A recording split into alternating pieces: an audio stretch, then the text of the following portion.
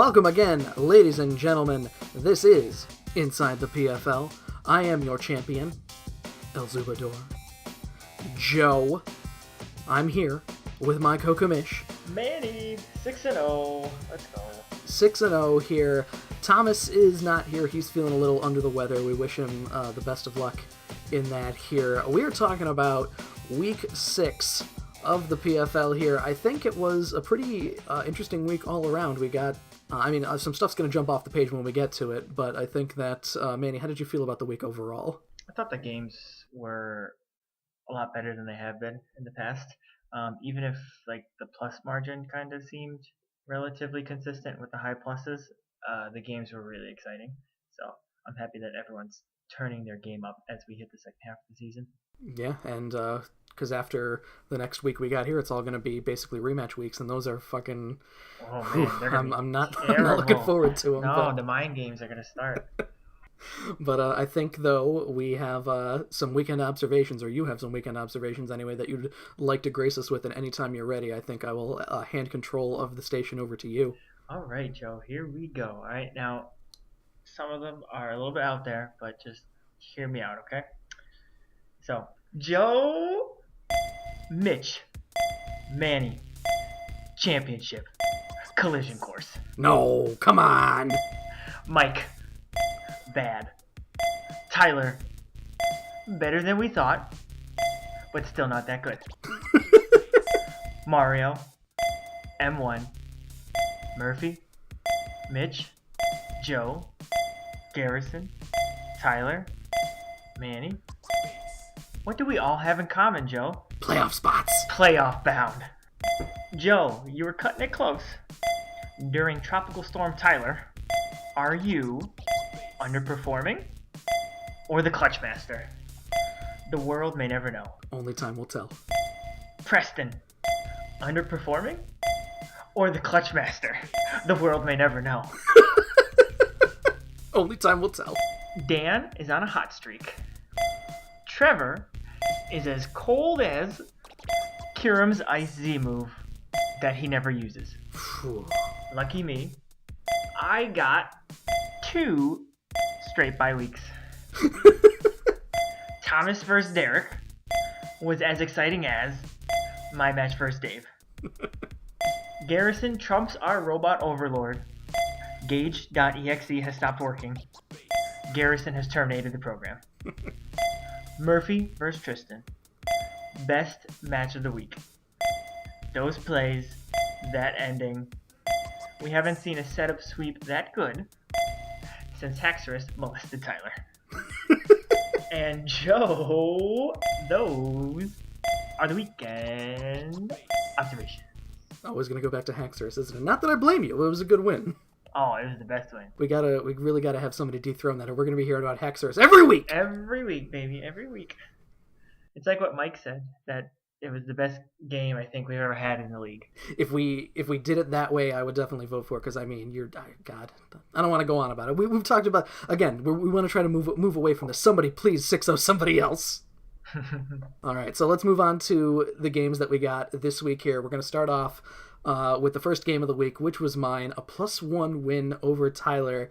Manny, this is a win. A win's a win at the end of the day, but this is not one that I'm terribly happy about, especially because the previous week, when helping Tyler prepare for Trevor, I routinely 5-0'd him, and it's just like, man, fuck. Maybe that trained him. Maybe I played too much of my hand with a team that's not mine.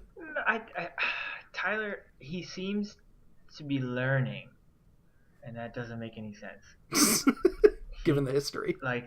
Instead of going into Swampert on your Magneton, he goes into, Thunderous. He's learning. He's getting it. Who knows what's going to happen with Tyler here. I think that's definitely one of the missteps I had in the game. Magneton just letting him, I was like, I can sack Magneton now, whatever, not remembering that he's my good switch for Hurricane.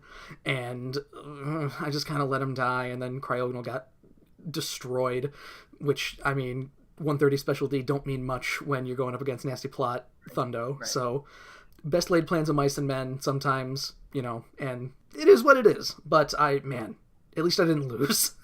Yeah, you escaped narrowly. Underperforming Clutch, we have no idea. Are you averaging like a +1 every time you win? Like, is that as far as you get? Currently, it's a 1.25 is my plus ratio right now. I guess that's not ideal. That's not ideal. No, not at all. And if you want to talk about fucking getting by the skin of your teeth, let's go to M1 versus Rob. Which, okay, so Manny, you saw this match, and you see rocks, and you see spikes, and you see 2 layers of toxic spikes, and you see Creslia, and it's what are you gonna do? He had it. He had it in the palm of his hands. He had the victory, and he just butterfingered it. It just like trying to hold wet soap. He just kind of it fell. I cannot blame Rob for losing this match. He lost 100% on the crit shadow ball from Meloetta, and I like. But I mean, that's what Rob gets though for Rob being Mr. RNG. I've seen Rob hit like 7 Stonehenges in a row, and I've seen him hit lovely kiss after lovely kiss, and then just it all comes around. It's like a boomerang. I guess yeah. If that's how you want to frame it, sure. But I feel like I can't blame Rob at all. I don't know, and I feel like this is really. Oh, I wouldn't blame him for that. That's just when you kind of just have to go, oh well, it's Pokemon. Yeah, you missed your 85% chance Hydro Pump against Stoutland when it switches in, and you don't win a championship. Nope. The other thing I wanted to touch on for this match here is really the importance of hazard removal, which M1 let Roserade just set up right in his face. There's been a lot of that, which we'll get to in this week here. Just letting Cobalion just go through like 3 sleep turns, which not ideal, but again, it is what it is kind of things here where if you don't like, I can understand if he had defog or something or had rapid spin on somebody, but he didn't have anybody to get that stuff away. So he was just kind of letting Rob do whatever he wanted. You need to bring it every week. You need to bring defog rapid spin every week. I don't know why. Like, I think there's only been like 1 battle this year I haven't used Stealth Rocks. I bet if we look at all the top teams and all the bottom teams, there will be a ridiculous correlation between how many of us use Stealth Rocks, how many of us use defog or rapid spin, and being a top tier team and a lower tier team. I would wager money that if we went and looked, we would find some sort of correlation. It's important, yeah. But we'll move on here. Manny, we got your DQ win over Dave here, which we saw 8 short turns of before Dave decided which he wanted to be tricky, which I understand. I understand it. You know, you see first turn there using Final Gambit on Alolan Raticate, which was you said in the chat yourself when it happened. You're like, what is that move? Dude, I didn't even know what that move did. All of a sudden, Zoroark had no health, and I was like, what the fuck just happened? Like, I had to go Google it. I had to go on Smogonus, type Final Gambit. I had no idea. And I was like, oh my god, he Scarf Final Gambit? Like, what is this? It was a really interesting play that could have paid dividends if he didn't Z Tailwind with Kartana, which, man, I didn't know Z Tailwind gave focus energy, which, holy fuck, that's scary. No, that's so dumb. That's so dumb. I mean, when you're a consistent player and you have to try to, and you feel like you're the underdog in a matchup, like, yeah, I can see, like, you need to pull out the stops, you know? And that was the stops. Jeez. This does bring us to a very important point, which is read the rules. Just read the rules. Just read the rules. And again, it's not like it's a rule that was new or anything. It's a rule that, you know, Dave has been around since the introduction of it. So I don't know if he was fine with losing. He understood, which, you know, I commend him, but read the rules. That's pretty much what it comes down to. Like you said, it's a rule that's been in our league since Z moves were created. So good thing that it may have messed up my chase for glory, though. I wanted to talk about this. So James, who we'll be talking about a little later here, has the current record. James went plus 30 at 7-2, by the way, in season 3. So plus 30 on 7 wins, which is fucking ridiculous. First of all, Manny, now with this DQ win here, that's an impossibility for you, essentially. But I still think if you end up over plus 30 with 8 wins, I'm going to be fine with it because one of them was a DQ win. Yeah, I'd be like one of those like asterisks in the personal record book. I won't feel good about it, but you could be damn well sure that I'll gloat about it. That's the game plan, but I'm always going to play for the win first. I think going undefeated in a 20-man league is just a little bit more impressive than when Thomas went undefeated in season 4. Season 4, and at the very least, you can hold that over him. Right. Exactly. Next up, we got Thomas over Derek +4. Manny, I have almost nothing to say about this match. I'm with you.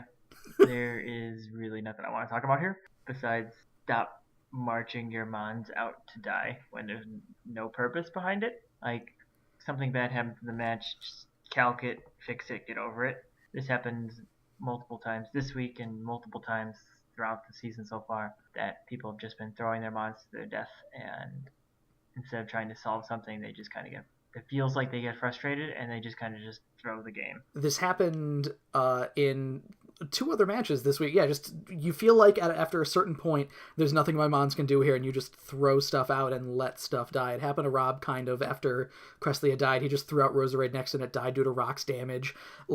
And we saw in the, Derek sent Steelix out last, and it was the only thing that could withstand whatever mon Thomas had that was fucking wrecking him. And it's just you have Crook, and you have that's the thing. I know that it's super effective, but Steelix is a big defense boy. You could at least fight back a bit, and if you have priority on something, then you could get the revenge kill. But it's, I don't know, it's kind of rough to see. I don't know. It's just frustrating. I guess it's just their frustration. I mean, I've done it plenty of times.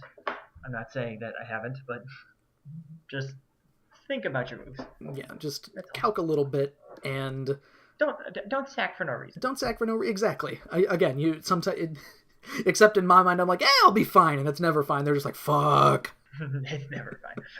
Next, we got Mitch over the surprise. The big surprise here. Mitch using Belly Drum Slurpuff to actually do shit in this match, which Mike, again, was just sending mon after mon to their death against Belly Drum Slurpuff. Oh, baby.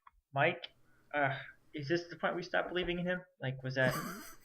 Is this the time? We all agreed we can't pick Mike ever again for his matches, so if Mike wins now, it's just an automatic commish pick loss for us. I'm all on board with that. I'm going to vote for Thomas because I'm sure he's in too. Yep. Gosh, did he just think that Mitch's game last week was going to be his game this week? Did he think that Mitch wasn't going to learn from the ridicule we gave him? Mitch really did come out big, and I'm proud of him for turning it around. He seemed to have done more. It was an interesting match because I looked at the construction of Mike's team afterward, and he had was it bad. He had nothing in the way of defense, which and I asked him about it afterward. I'm just like, why didn't you bring Tangrowth? Nothing wanted when Tyranitar came out. Nothing wanted the Stone Edge, so Galvantula just had to die. It was there to die because it needed to take a Stone Edge. And Mike's thinking is just very singular. He doesn't process through a lot of steps. Yeah, I asked him what was your answer for Tyranitar, and he was just like, Stoutland had superpower in the sand, and I had a fighting move on Infernape, of course. And it's just like, no, Mike, how do you get him in? Well, how do you get into it? Sack and bring him in. He just switches, and then you lost him on. It's just he's very singular in his thinking. He thinks type first. He doesn't think matchup, and we touched upon it that non-stab moves don't really do that much if you're fully invested, and you might be able to get it. You might be able to get away with that. And not bringing Tangrowth was probably just an oversight. I think he should have. He literally had no answer for anything. No, and I calced it afterward. Tangrowth takes one move from +6 Slurpuff, and that's enough. That's all you need at that point. Sometimes. That's all you needed. It is what it is. He also forgot he had Gooey on Goodra, which definitely would have helped if he sent Goodra out first. Yeah. Or not led with Stoutland, or yeah, any tank, or did literally anything other than what he did. Mitch got in his head because he knew Mario was going to help him, and Mario did Mitch some good here with just, simple shit, but it worked. Mario's teaching everybody. Mario taught Tyler, and now Tyler is serviceable. And he's teaching Mitch, and now Mitch, he's serviceable. It's good. It's good. You gotta start somewhere. You gotta start in that middle tier. You can't all take a shot at the champ, okay? And yet, Trevor never seems to get better. Yeah, we'll get to that.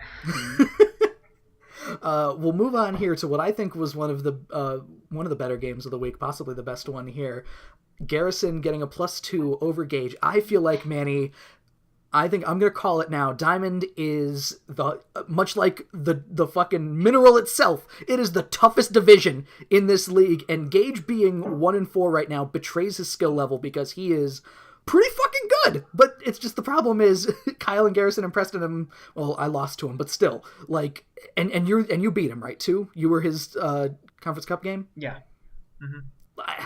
I feel like he had this almost in the bag, if not for Scarf Explosion Lando. Dude, what a tech. What a tech. Like, I see that run in OU all the time, but, like, I've never seen anyone have balls to just blow Lando up in the draft league. Because, like, Lando's so versatile, and, like, you normally need him for a lot of things, but Garrison was like, fuck it, let's go. No, that was like right at late game. That was the perfect time to do it. It was. He blew him up, and he blew the whole, like, the roof right off the doors. All right. And then Manny was able to come in, and there was no more check for Manny. Yeah, you were pulling your hair out to find a way around Mega Venusaur, and he just is like, fuck it, explosion. And like, oh, that works. That does it. There we go. I brought the Screech play. He brought explosion. Like, you just gotta think of like weird ways to get around things that you can't. Yeah, and the other thing I wanted to mention about this match, though, which kind of takes some points away from it, after certain points, you had Regice come in, I think, against Lando, just to kind of, like, try to threaten Lando, but the thing is, Regice's physical defense isn't that great, and he died, and then you brought Cloyster in, Garrison brings Cloyster in on, I believe, Mega Venusaur, and just dies to a Sludge Bomb, because Cloyster has, like, 45 special defense. Dude, it's like paper. Yeah, just, again, those just kind of meaningless moves. Like, maybe it was an intentional sack to get something in. I don't know what the thought process was, but again, there's no reason to, like, just think of your win con and how to get there. I'm sad seeing my boy Regice like this. Oh man, you and me both, man. Like, I don't like to see my boy Kiram in a cage over there. He's like locked away like a sad little shelter puppy. I'm like, come out, I'm coming for you, Kiram. Season 7, don't worry. Next we got Murphy over Tristan. You said this was the best match of the week? I can't remember at this point. Yes, dude, it was so exciting. Don't you tell me for a second that when Suicune set up to like +3, you were like, oh shit, and then all of a sudden Altaria gets a few lucky sleep talk rolls, and then it sets up to +3, and you're like, oh my god, like the tides just totally changed. Like, it was such a riveting ending to the match. Oh, and that's all that really mattered. I liked it a lot. I think that because it was probably sleep talk, normal sleep talk, rest, scald, and I can't remember what the fourth move was. It might have been toxic, but I feel like you really need Ice Beam there because, like, what are you gonna do to Altaria? Oh, Calm Mind was the last one, of course. Yeah, it was Calm Mind Scald, so he had literally nothing to touch Altaria, and like you kind of have to know when to bring out Suicune so then that doesn't happen. Yeah, I feel like, after the first D-Dance, too, you're like, oh, this is a physical set. I gotta get the fuck out of here because these Calm Minds aren't gonna help me. Like, literally anything. Yeah, that could have helped. And the other thing that I liked about the match, of course, being starting off with P2 tracing Cloud9 from Altaria, and then Gardevoir coming in and tracing Cloud9 from P2. It was the trace plays. Fucking trace and traces over here. It's the exhibit all over again. Yo, dog, I heard you like traces. This next match, I think, was my favorite of the week here. Preston getting the +1 over Kyle, eking it out here. I think that, I don't know what kind of set Kyle was running on Chansey, but like the tides turned for me because it seemed like, because Gyarados was just out there, it was like, it had Leech Seed, it was just Dragon Dancing up, and at any point, if he hit Seismic Toss instead of Soft Boil, trying to predict when Gyarados was going to attack, Gyarados ended up taking out like 3 Mons at that point. We talked about it in the preseason about like being aggressive and stuff, and like if you're gonna run 4 tanks, you're gonna get hit, like you're gonna get like taken advantage of. And yes, he needed to Seismic Toss, and unfortunately he missed a bunch of his abilities, like missing Leech Seeds and Toxics throughout the match.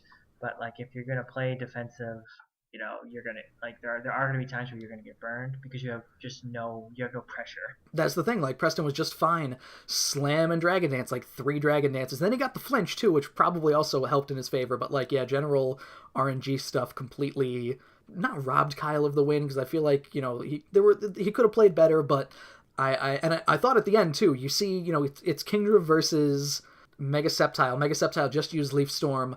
110 attack. Like, I understand the special attack is 145, but if you're bringing Leaf Storm, why not just slap Outrage on there rather than Dragon Pulse, you know? You always run the mix set. Just run Naive. It's really not that, like, you're not going to be switching Mega Sceptile into any attacks.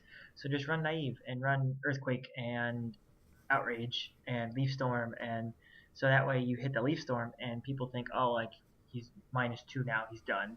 And they switch in, and all of a sudden you smack him with an Outrage, and it's just, ooh, that just little bit could have pushed him over the edge there. Exactly. No, I counted. Even at a minus attack nature, Outrage did 90% to Kingdra. And, well, I don't know what his build was with Kingdra, but still, it was something to where Outrage would not have been a fun time for Kingdra at 70% health. Next, we've got Dan over Trevor here. I think the big thing that I enjoyed seeing in this match was the red card on Mimikyu, which Skarmory was, Skarmory's a big defense boy. Mimikyu is weak to steel. We know that Trevor loves bringing Bravebird Ironhead on. I don't know if he's ever run a different set on Scar. Well, he's run some different sets, but I feel like this season it's always been Bravebird Ironhead, Roost, and Rocks. And, you hit the Ironhead, you get the red card, and Dan could not have asked for a fucking better roll than Bring It In KB, which, I'm sure you're aware, Manny, Mimikyu, 96 speed, so he just gets the little outspeed there, too. Just a bit. Such weird speed tier that little guy is, but yeah, like, I've never seen red card, like, ever work out. And then when it did this time, like, I literally jumped out of my seat. I was like, this is it, like, it's over. And Trevor had said also as well that this was the like one of the first weeks in a while that he didn't bring Scarf, and I feel like you can't get into that routine though. That's the thing. Scarf could have helped, but I mean, like, in the long run, it might have messed him up too. And I don't know. I feel like it's almost damned if you do, damned if you don't, where you're always going to end up second guessing yourself no matter what. I think. Very true. But I mean, you got to keep him honest, and like if you're not going to outspeed things, like you could just maybe spec to do damage, or what, like instead of running Kyurem as a sweeper, I think he's just trying to utilize Kyurem the wrong way. Kyurem's not a sweeper. Kyurem is a wall breaker. You put Kyurem in early and you click your Ice Z move and you blow back their wall and you just completely destroy their defense, and then you let your sweepers come in after him. Like, he's just kind of that first dude who runs in and stabs a bunch of people, and then the hero of the story jumps over, and then he saves the princess.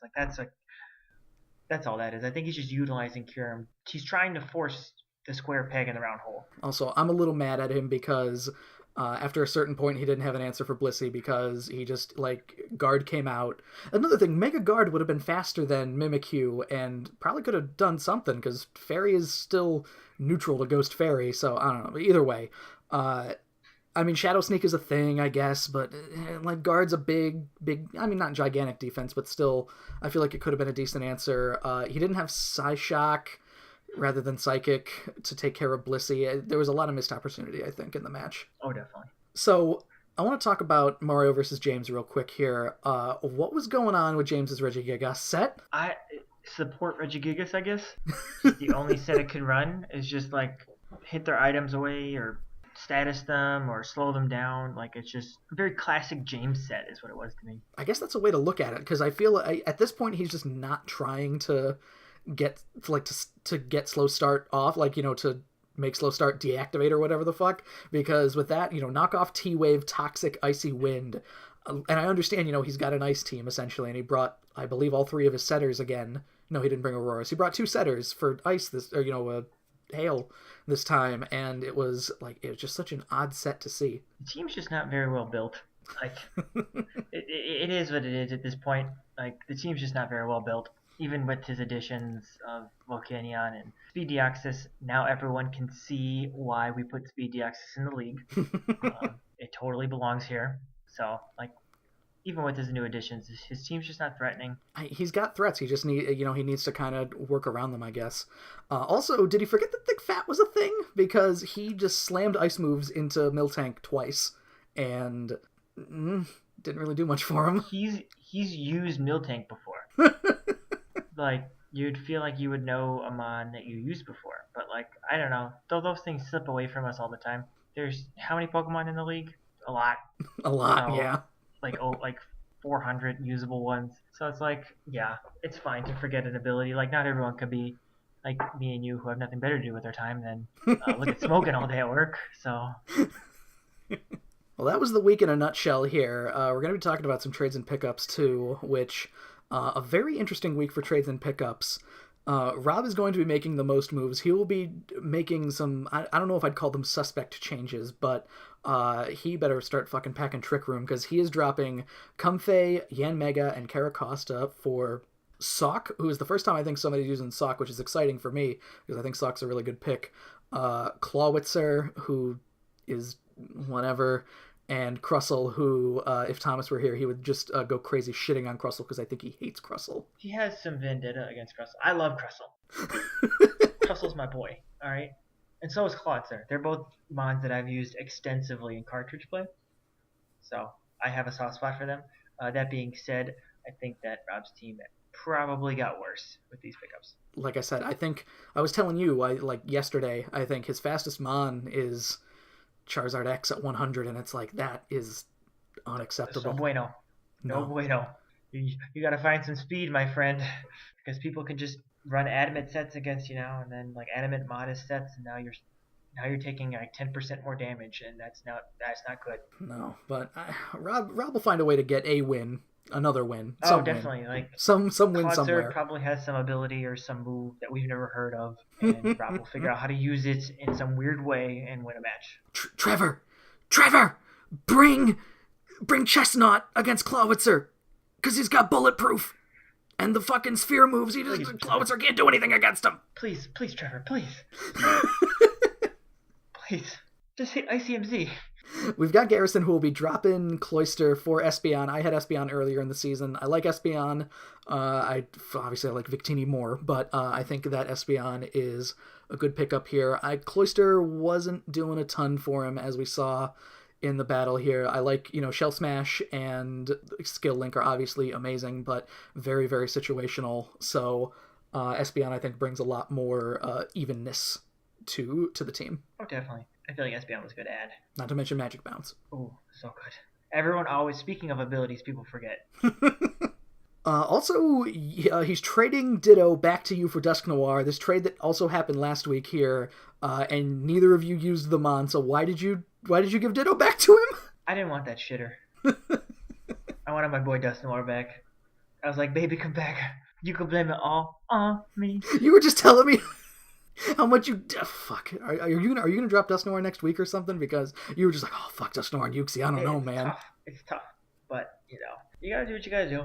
And I felt like Dusk Noir would do me a little better. Because, maybe there's something down the pipeline.